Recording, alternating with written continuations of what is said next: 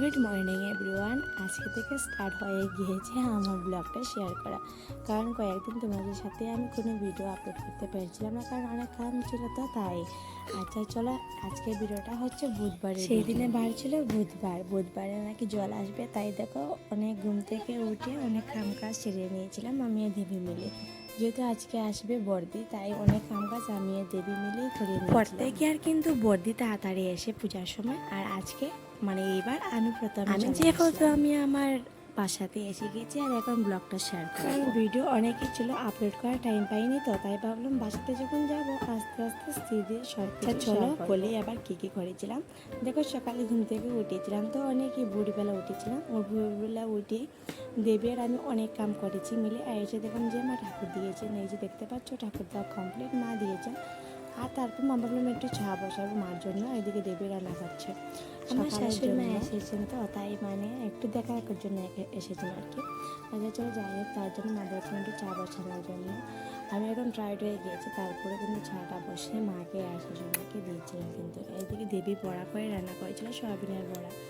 দেবী অনেক কিছু মানে অনেক কাজ করেছে। তারপর দেবী যাবে কলেজে, তারপর কলেজ থেকে আসার সময় সত্যি কথা বলবো, আমার দেবী রুটিলে একদম টাইমই নেই হাতের মধ্যে। আমরা যতই কাম কাজ করি না কেন, আসলে বাসা তো একটা ওরই, আমাদের যেহেতু বিয়ে হয়ে গিয়েছে আমার তো ইম্পর্টেন্স। আচ্ছা চলো, দেবী এইবার আমাদের সব কিছু মেনটেন করে যাবে এবার কলেজ, আর কলেজ থেকে আসার সময় নিয়ে আসবে বর্দিকে।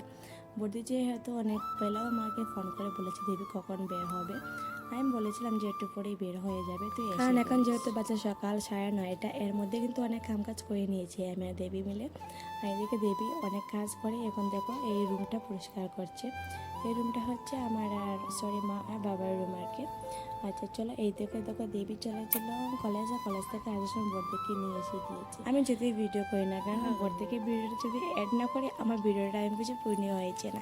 আচ্ছা চলো যাই হোক, এই যে বর্দির কুর্তিটি দেখতে পাচ্ছ কতটা সুন্দর, তাই না? আমি দেখেই বলেছিলাম যে আমি তো ওই ড্রেসটা এই যে দেখতে পাচ্ছ বর্দি মানে এসে বাবাকে এত পরিমাণে আদর করেছে কি যে বলবো। এদিকে বাবাকে এক সাইডে রেখে ও মানে কামের কাজে লেগে গিয়েছিল, ঠাকুর করে কাজ দেবী করছে, আর আমি অনেকেই কাজ করছি, শুধু ভিডিও করছি এমন নয়, মাঝে মধ্যে ভিডিওটা করেছিলাম আর কি। তারপর এডিট করে কাজের ফাঁকি দিয়েও দেখো দেবী আর মানে দেবী আর বর্দি মিলে বাবাকে কতটা আদর করছে।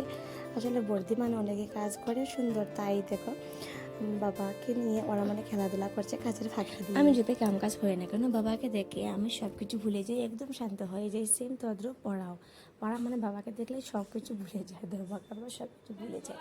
আচ্ছা চলো, এইদিকে হলো এবার রান্নার পালা। কীভাবে মানে রান্না করবো ঠিক বুঝতে পারছিলাম না।